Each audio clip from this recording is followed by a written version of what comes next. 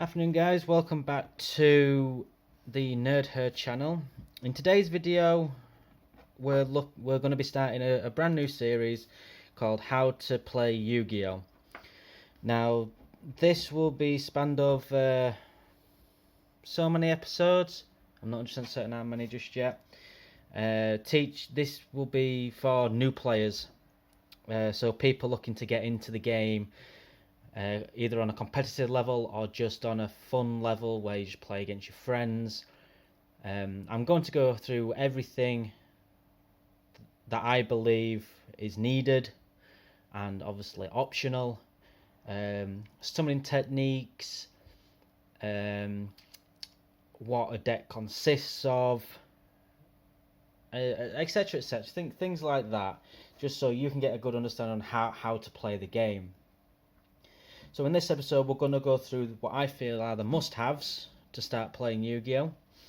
And the optional things to start playing Yu-Gi-Oh! Whether that would be for a competitive level or a general fun level. And without further ado, we'll just get straight into it. So the first thing you need to have is a deck.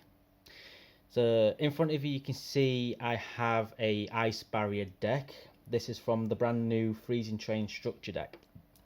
Now structure decks are the best thing I feel to start playing the game, because it literally gives you a 40 card deck and an extra deck to start with various different monsters to start playing the game. So as soon as you buy one, you can crack it open and game with your friends. If you're looking to get into the game on a competitive level, I would recommend buying 3 structure decks, which this is. Just to show you, the Freezing Chain structure deck only comes with one of these cards. I have 3. As it gives you access to more than one copy of a certain card, like the Trishula Zero Dragon, and you're able to learn how to play relatively competitive.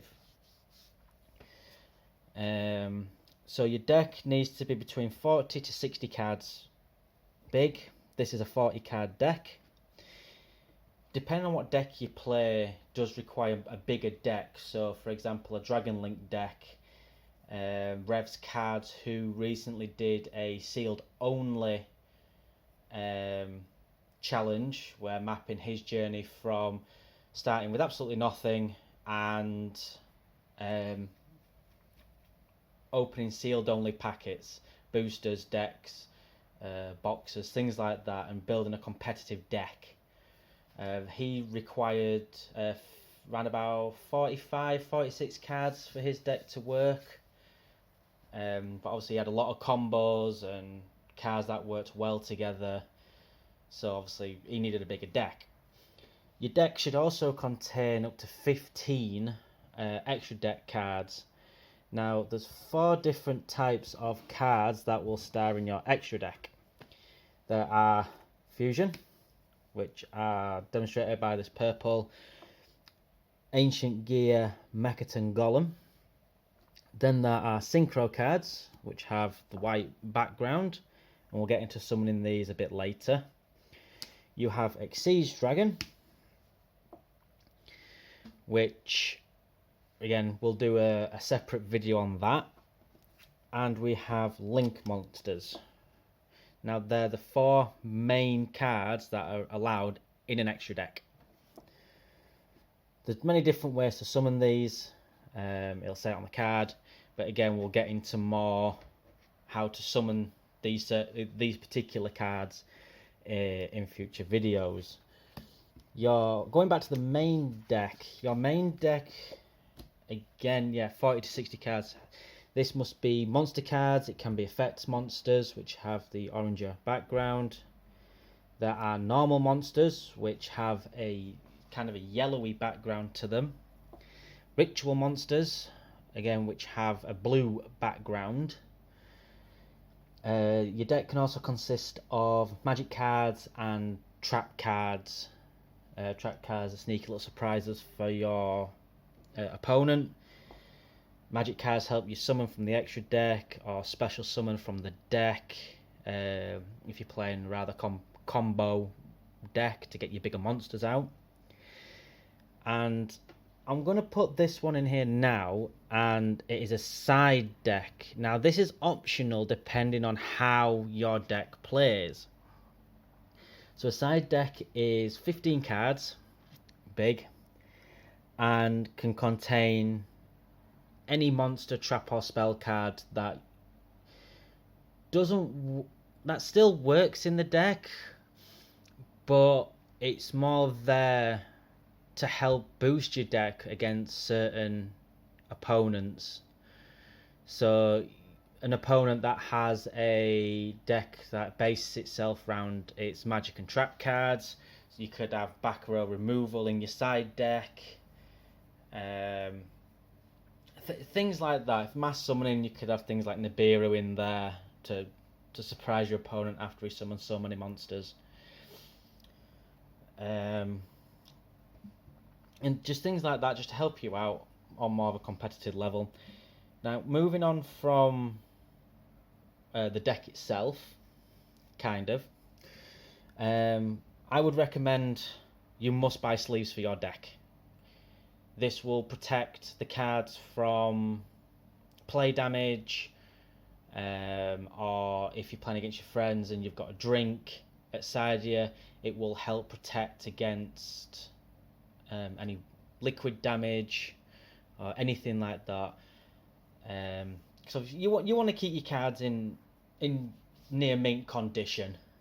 It gives a better play experience than using raggedy old cards from 20 years ago. And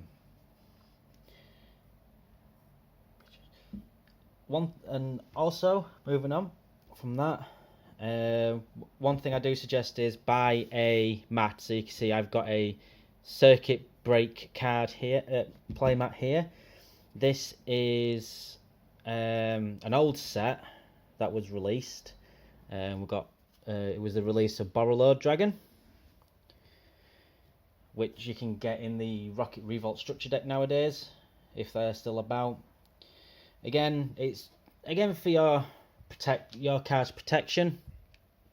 So if you go somewhere to a store and spill a drink, or there's dirty marks on the table, that will protect your cards and your sleeves from getting any dirty marks, or protect them from any spill damage from your drinks. Another thing that is a must is a pen and paper or a calculator. Now this is to track life points. Each player starts off with 8,000 life points, and the first one to 0 loses, in a nutshell. You can do this by direct damage, where you're attacking your opponent's life points directly. You can do it with magic cards. There's some magic cards that have, let's say, deal X amount of damage to your opponent. And there's also monsters like Trap Tricks monsters that deal damage to your opponent as well.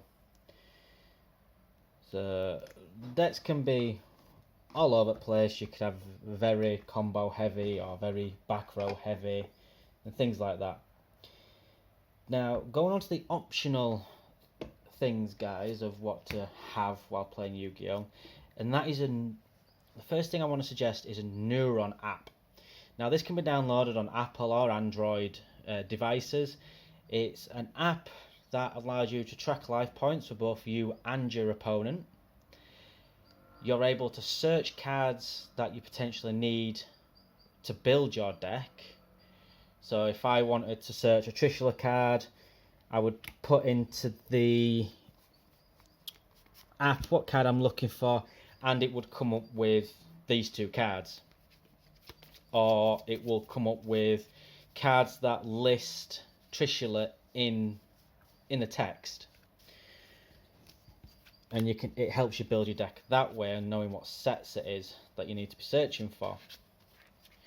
It also gives you deck build ideas. So there's people that post deck profiles on there, which again can help you build a deck that you're going to look like you're going to enjoy. Also, under the optional stuff as well, some people will put this in the must-haves. Now, having trades is a really good idea to help strengthen your deck, because if someone you know has a card that you don't have but you need for your deck, then it's a good idea to have trades, so you can trade for the cards that you need. Again, I'd have your trades in sleeves, because no one will trade a well played or battered card. So if you're trying to trade for a Blue Eyes White Dragon and you're offering a battered ultimate rare, it won't, the person you're trading with won't accept the battered ultimate rare.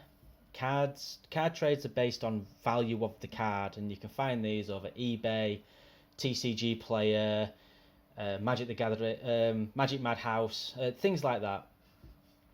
That is the best way to see if you're getting the value from your card.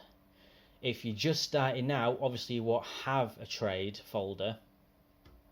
So if you wanted to build a trade profile, you would open sealed products, say booster packs or dual devastator and things like that, so extra structure decks, things like that, to help build the profile.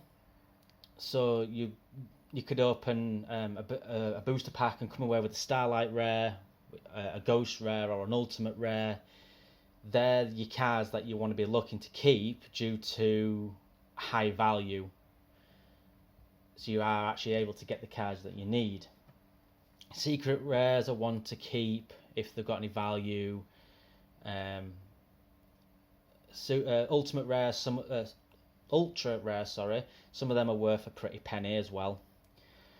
And I would advise storage as well for all your bulk cards that you're not using or anything like that, just to keep them nice and tidy. Get yourself a deck box as well to keep your decks in. It's easier for transportation than using a leggy band, an elastic band, and helps prevent damage to your cards. Ultra Pro or Ultimate Guard, they do some relatively cheap plastic deck boxes for the new player or the players that have not got about £50 to spend on a massive deck box that holds a mat and 6-7 decks. But as far as what you need and the optional things, I believe that is everything for this video. So I hope you enjoyed the first episode of how to play Yu-Gi-Oh! Consider leaving a like, subscribe, and hit the notification bell for the next episode. You'll get a notification when the next one's uploaded. And hopefully I'll see you next time, guys. So happy gaming, and hope to see you soon. Bye, guys.